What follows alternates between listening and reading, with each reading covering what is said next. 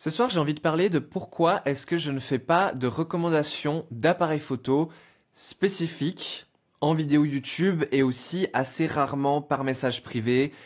Vous pouvez me contacter sur Instagram si vous voulez que je réponde, c'est la façon la plus efficace de me contacter. Je peux donner mon avis sur un certain nombre d'appareils quand même, mais il est vrai que globalement, je refuse de tout bonnement conseiller quelqu'un comme ça, à froid, sur du matériel pour débuter. J'ai vraiment besoin d'en connaître plus sur la personne pour savoir quoi recommander.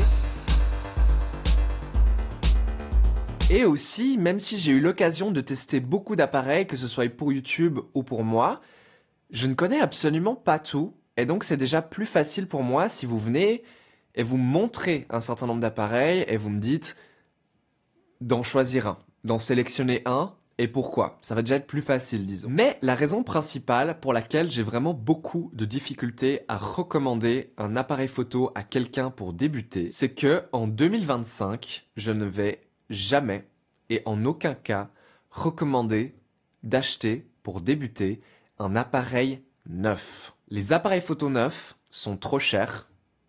On dépense 800 à 1000 euros pour de l'entrée de gamme qui ne fait pas le tiers de ce que faisait un boîtier haut de gamme d'il y a 10 ans, qui sera toujours en vente sur le marché d'occasion pour probablement 3 fois moins. Et le problème, c'est que vous recommander d'acheter quelque chose d'occasion, c'est compliqué. C'est très compliqué de vous donner un modèle spécifique parce que si vous, dans votre tête, vous êtes fermé à l'idée de trouver un modèle et ce modèle spécifique, alors les recherches vont être beaucoup plus pénibles. Parce que si pour acheter un appareil photo et donc un modèle spécifique sur un site d'occasion, vous allez devoir utiliser un moteur de recherche, ça veut forcément dire que l'appareil vaudra plus cher que ce qu'il n'est censé. Parce qu'en effet, si un appareil est listé comme l'appareil qu'il est, il sera forcément listé plus cher que s'il est listé comme autre chose.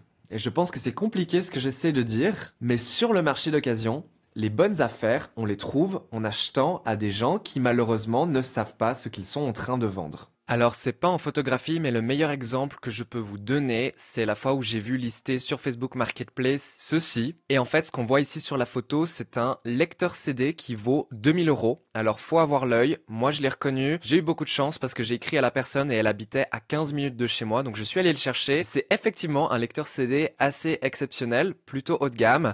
Et j'aurais jamais payé 2000 euros pour un lecteur CD comme ça, hein. J'ai pas du tout les moyens de faire ce genre de choses. J'ai récemment dit sur les réseaux sociaux que personnellement je n'achète jamais des appareils photo à des photographes parce que si j'achète un appareil photo à un photographe, il y a de fortes chances que ce photographe le vende beaucoup trop cher. Parce que le photographe, il a raison. Il sait exactement de quel appareil il s'agit, il sait dans quel état il est, il sait quelle qualité de photo il fait, et donc il peut se permettre de le vendre beaucoup plus cher que quelqu'un qui n'y connaît rien et qui juste a récupéré ça et est là, bon, je le mets en vente, je le liste en tant que appareil photo. Éventuellement, je vais marquer la marque, mais en même temps, vu que c'est une marque qui me dit rien, c'est que ça doit être de la merde. Et c'est comme ça que tu te retrouves avec des mamillages pour rien du tout. Et si c'est une règle que j'applique moi, il y a quand même des exceptions. La première exception, c'est que certains photographes cherchent juste à se séparer de vieux matos et ne cherchent pas spécifiquement à se remplir les poches. Et résultat, des fois, certains photographes sont extrêmement honnêtes et vous vendent des boîtiers vraiment pas chers. Il y a même des photographes avec qui, des fois, ça m'est arrivé de simplement discuter ouvertement avec et d'avoir une conversation très sympathique qui font qu'ils m'ont offert des accessoires gratuits ou ils m'ont donné des objectifs en plus juste parce que ça les faisait plaisir de voir qu'un passionné reprenait le matos. Mais alors pour le coup, ça c'est un truc qui fonctionnera moins si vous êtes débutant, hein. Il y a moins de chances que vous arriviez à faire passer ça en tant que débutant. L'autre exception à laquelle j'achèterais du matos à un photographe, c'est si je me lance dans l'achat de matos que je ne connais pas. Et ça s'applique à la photographie, hein, mais ça s'applique avec littéralement tout ce que vous pouvez acheter d'occasion. Je sais pas, des consoles de jeux rétro, des voitures, des vélos, peut-être même que ça s'applique à la mode et aux vêtements. Mais bon, qu'est-ce que j'y connais de la mode, moi? Si vous savez pas ce que vous êtes en train d'acheter, si vous êtes genre juste curieux mais que vous connaissez pas, alors achetez à quelqu'un qui a réellement utilisé le produit, ça va vous coûter plus cher, mais c'est une manière d'avoir une certaine garantie. Alors pas une vraie garantie, parce que quand on achète du matos d'occasion, on n'a pas vraiment de garantie dessus. C'est beaucoup plus facile quand tu achètes à un photographe un appareil de savoir s'il a été testé et de savoir s'il fonctionne bien, s'il faut le faire réviser, que quand tu l'achètes à quelqu'un qu'on a juste hérité et qui le met en vente parce qu'elle met en vente plein de choses et ne sait pas ce que c'est. C'est comme ça que j'ai fait mes meilleures affaires personnellement. C'est en achetant du matos à des gens qui ne savaient pas ce qu'ils vendaient. Mais ô combien de fois j'ai aussi, à ce genre de personnes, acheté du matériel qui ne fonctionne pas. Tout cela pour dire que le problème, c'est que si un appareil est trop souvent recommandé par des photographes, des gens sur YouTube, même moi, à ma petite échelle, j'ai l'impression que si je vous recommande trop et que je parle que d'un modèle spécifique, il y a effectivement des chances que beaucoup de gens le recherchent. Et si beaucoup de gens le recherchent, ça se sait que c'est recherché.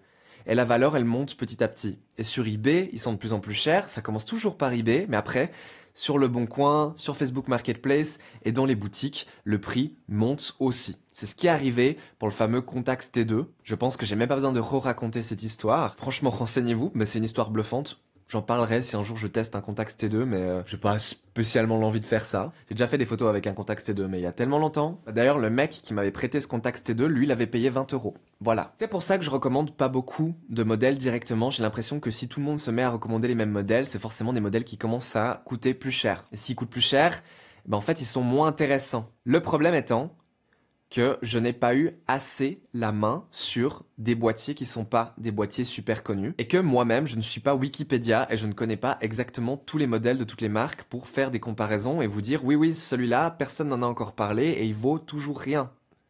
Moi quand j'ai acheté mon Minolta X700 qui est toujours un appareil que je recommande autant, bah, je l'ai payé 25 francs et c'était tout à fait en lien avec les prix à peu près qu'on le trouvait sur le marché d'occasion.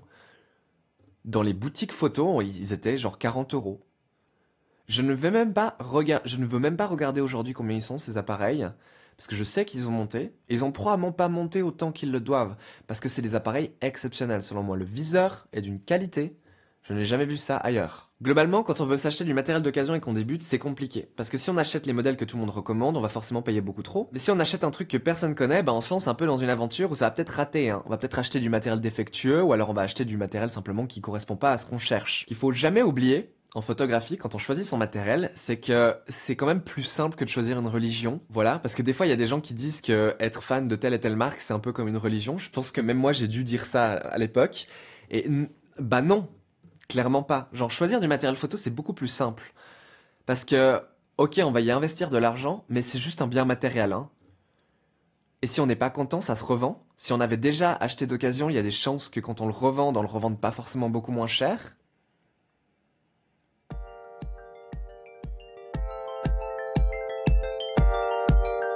J'ai un blanc.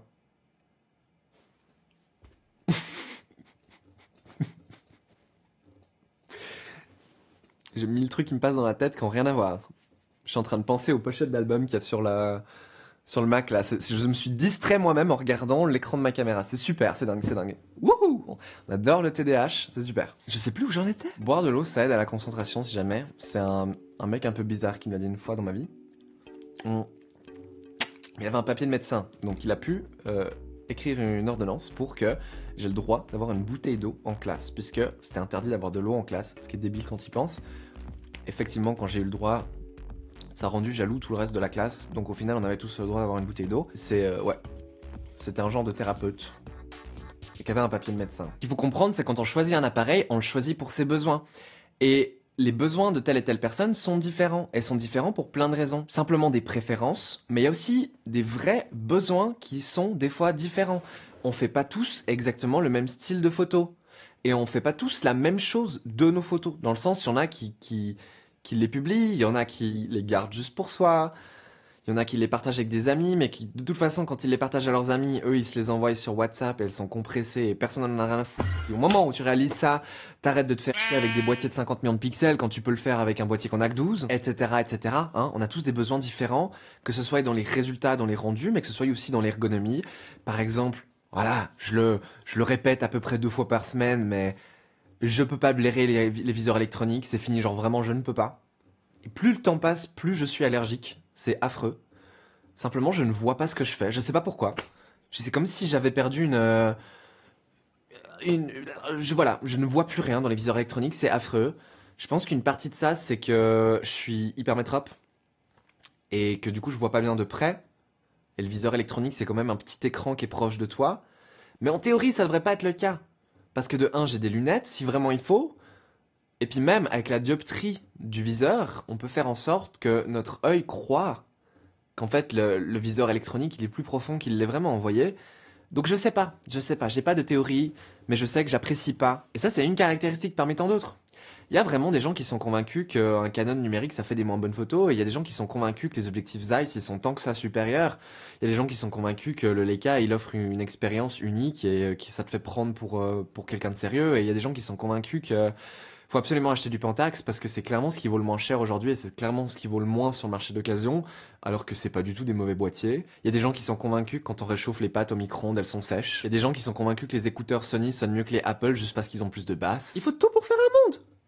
Donc c'est difficile pour moi de recommander un appareil spécifique comme ça. Mais je vais quand même pas vous laisser en plan et je vais quand même vous donner des suggestions en argentique et en numérique. Tout d'abord, la première question c'est en argentique, est-ce que vous voulez un appareil qui fait tout en automatique ou un appareil qui fait tout en manuel? Si vous voulez un appareil qui fait tout en automatique, je vous recommande un compact. Et là, le problème des compacts, c'est que c'est très vite très cher.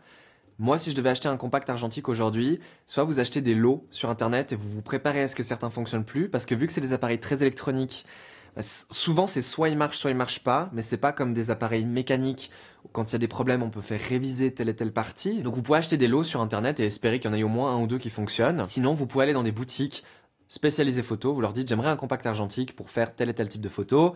Ils pourront vous en recommander un. Il y en a qui ont des zooms, il y en a qui n'ont pas de zoom. Ceux qui n'ont pas de zoom font souvent des photos qui sont plus belles, mais il n'y a pas de zoom, donc il faut avoir l'habitude de travailler sans zoom. Puis disons que si vous l'achetez en boutique, en principe, vous avez une forme de garantie avec. Ce qui fait que s'il lâche tout de suite ou s'il y a un gros problème à la première pellicule, vous pouvez peut-être soit vous faire rembourser, soit vous faire échanger. Vous allez jamais vous faire rééchanger par le même d'ailleurs. Il faut accepter qu'ils vont vous en donner un autre d'une valeur similaire, mais c'est sûrement pas possible. Mais sincèrement, je vais être honnête avec vous, j'ai bossé pendant 3 ans dans les magasins photo où c'était le principal truc qu'on vendait, on en vendait tous les jours. Et bien malgré ça, je ne pense pas dans ma vie avoir réellement vu plusieurs fois le même compact. Du moins pas comme ça en même temps. Oui, il y a eu plusieurs fois où j'ai vu des Olympus des Olympus. Oui, il y a eu plusieurs fois dans ma vie où j'ai vu des Olympus Miu 2 parce que c'est des appareils très commun quand même et très adoré, c'est pour ça qu'ils valent autant cher.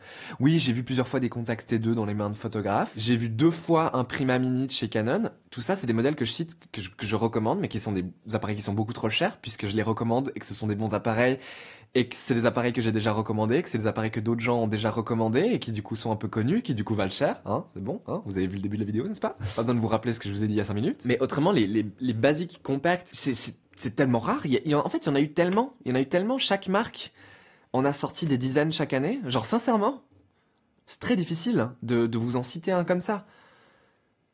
Ce que je peux vous dire, c'est que les compacts qui sont faits aujourd'hui, parce qu'il y en a qui sont faits aujourd'hui, c'est un peu des versions un peu plus raffinées et réutilisables des appareils jetables. C'est un peu de la même. Est-ce que ça va vous empêcher de faire des bonnes photos avec? Non. Il y a moyen de faire des trucs très sympas. Faut utiliser le flash par contre, parce que l'objectif est pas du tout lumineux. Mais je recommande d'aller sur l'occasion quand même. Vous vous trouverez face à des trucs de bien meilleure qualité, mais pas garanti. Si maintenant vous voulez faire de l'automatique, mais que ça vous intéresse de quand même débrayer en manuel et d'un peu expérimenter avec la photo un peu plus que je vise et je clique, alors je peux vous recommander d'essayer de vous trouver un réflexe, mais de l'ERA de la fin de l'argentique, donc années 90, début années 2000, le genre de réflexe type Canon EOS 500, EOS 1000. Certains ont des réglages manuels. Je mettrai une grande priorité sur ceux qui ont les réglages manuels. C'est plus important. Il y en a qui n'ont pas de réglage manuel. Et si c'est tout ce que vous avez, c'est tout ce que vous avez. Mais du coup, c'est des appareils objectifs interchangeables. Ils sont plus gros, ils sont moins compacts. Mais il y a moyen de bien step up la qualité de ces photos en changeant d'objectif. Puisque en argentique, il n'y a que 2 choses qui ont réellement un impact sur la photo, et c'est l'objectif et la pellicule. Le boîtier lui-même fait pas grand-chose. Alors ok, il y a des boîtiers qui sont moins justes que d'autres sur les vitesses, ce qui peut vous faire avoir certaines inconsistances sur l'exposition. Mais à part ça, le boîtier ne va pas du tout impacter le reste de la qualité de l'image. Donc si c'est des appareils à objectif interchangeable, il y a moyen de augmenter en qualité considérablement. Et il y a aussi moyen que ces objectifs peuvent ensuite être réutilisés sur du numérique. Et ça peut être intéressant. Moi, j'aime beaucoup les boîtiers EOS de chez Canon. les boîtiers EF de l'ERA de l'argentique, même des très cheap ou bien des plus chers. Alors c'est des boîtiers qui ont souvent des problèmes, par exemple les EOS 650 qui sont les premiers, 680, je sais plus. Ils ont des problèmes avec leur obturateur, c'est connu et c'est inévitable. Après, ça gâche une photo sur 10 à peu près, puis on le sait quand ça la gâche, donc vous pouvez juste en refaire une. En théorie, ça peut se réparer, hein. Mais c'est tellement de l'électronique fine, c'est tellement des appareils qui valent plus rien, que effectivement, vous avez juste meilleur temps d'en racheter un s'il pète, quoi. Ou s'il fait trop de problèmes. Ou s'il fait trop d'erreurs. Mais voilà. Si par contre vous savez que vous allez majoritairement shooter en manuel de toute façon, et que ça vous intéresse de faire de la mise au point un peu à l'ancienne, je peux vous recommander du coup des boîtiers plus mécaniques, comme les Canon AE1. Voilà. Alors après, moi spécifiquement, j'aime pas le AE1. Et le AE1 est un appareil qui est beaucoup, et qui a beaucoup par le passé été recommandé, et qui donc vaut beaucoup trop cher aujourd'hui d'occasion. C'est aussi pour ça que je l'aime pas, hein. On s'entend, c'est pas un mauvais appareil. C'est juste qu'au prix que les gens les achètent et les vendent aujourd'hui, ça, non. On peut mieux faire, voilà. Moi, j'aime beaucoup les Nikon. Je trouve que la monture d'objectif Nikon est beaucoup mieux foutue. Plus, elle est compatible plus facilement avec des boîtiers actuels que la monture FD de chez Canon. Donc, du Nikon F. Et là aussi, il y a moyen de faire vraiment pas cher, avec de l'entrée de gamme, ou avec des boîtiers qui sont semi-électroniques. Et attention, si vous prenez un objectif manuel, de bien le monter sur un boîtier qui est fait pour le manuel, ou quand dans le viseur, vous voyez au centre cette petite rosace qu'on appelle le stigmomètre, ou le microprisme qui s'occupe de vous aider à la mise au point, et c'est quand même quelque chose de très important. Je peux vous recommander d'expérimenter avec des boîtiers qui valent pas grand chose, comme mon petit Minolta 7S que j'ai utilisé pour faire du télémétrique, mais là aussi encore une fois, si je vous recommande spécifiquement le Minolta 7S et que vous cherchez spécifiquement un Minolta 7S, eh bien vous allez le payer beaucoup plus cher que ce que moi je l'ai payé en le trouvant juste dans un bac à appareil photo comme ça, dans une boutique. Si vous voulez débuter en numérique, alors moi je recommande les réflexes toujours. Je peux comprendre pourquoi certaines personnes préfèrent l'hybride. Si vous faites de la vidéo, c'est quand même assez intéressant d'acheter du numérique hybride et plus récent. Et en l'occurrence, si vous faites beaucoup de vidéos en plus de la photo, peut-être que là, ça vaut la peine de mettre l'argent pour du neuf, parce que beaucoup d'appareils un peu plus neufs, disons, un peu plus récents, auront des fonctionnalités vidéo plus avancées. Et là, je peux recommander quelque chose comme du Fuji X-T3, X-T4. C'est des boîtiers qui ont pris beaucoup de valeur sur le marché d'occasion, hein. Moi, mon XT4, je l'ai vendu 600 francs. Et c'était un prix normal. Puis ensuite, il y a le XT5 qui est sorti. Et le XT4, il a, d'une façon assez étrange, pris de la valeur. Alors que le nouveau modèle est sorti. Et maintenant, à 600 francs, vous trouvez pas. Vous savez que j'avais un XE4. Le XE4, j'en ai jamais parlé sur YouTube. J'avais un XE4 parce que je l'aimais pas du tout, cet appareil. Et je l'ai revendu. Rien du tout. Rien du tout, je l'ai revendu. Et aujourd'hui, d'occasion, il valent plus cher que combien je l'avais payé neuf en 2021. Il faut faire très gaffe. Quand tout le monde parle d'appareils, tout le monde parle de Fuji, tout le monde parle de Sony en ce moment, forcément, c'est des appareils qui, d'occasion, ont pris beaucoup de valeur. Alors Sony, ils sont quand même un peu en retrait parce que le problème de Sony, c'est qu'ils ont trop d'appareils sur le marché et que leur lignée d'appareils est trop compliquée. Donc les gens comprennent pas. Donc, ils se revendent moins facilement. Voilà, ça c'est un phénomène. C'est pour ça que les iPhones gardent autant de valeur. C'est beaucoup plus facile de comprendre de quel iPhone il s'agit quand on en achète un d'occasion qu'un Samsung. Et c'est pour ça que je vous recommande du réflexe. Vous allez faire de bien meilleures affaires. Si votre but c'est la photographie et d'avoir quand même une qualité d'image décente, achetez-vous du réflexe et vous n'avez pas besoin d'acheter quelque chose de trop récent. Il y a moyen de faire de superbes images avec n'importe lequel des boîtiers APS-C Canon avec le capteur de 18 millions de pixels. Donc ça peut être un 7D, ça peut être un 550D, ça peut être un 600D, un 700D, un 100D, un 60D. Et si vous achetez quoi que ce soit de plus récent que ça, allez sur la page Wikipédia de Canon EOS et vous aurez la liste des appareils par chronologie. Si vous prenez ça ou quoi que ce soit de plus récent, vous êtes bien.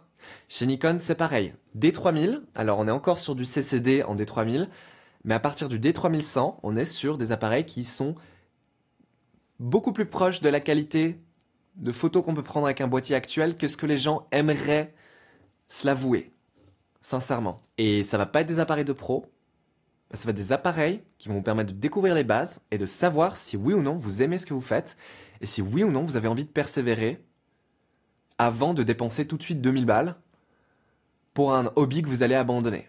Voilà! J'espère avoir dit tout ce que j'avais à dire. On verra au montage si tout d'un coup je me dis qu'il y a des trucs à rajouter. Bah, je les rajouterai après coup. Mais sinon, des gros becs et une bonne année, hein, encore une fois. Je l'ai déjà dit avant, je sais plus si je l'ai déjà dit, mais des gros becs. À bientôt!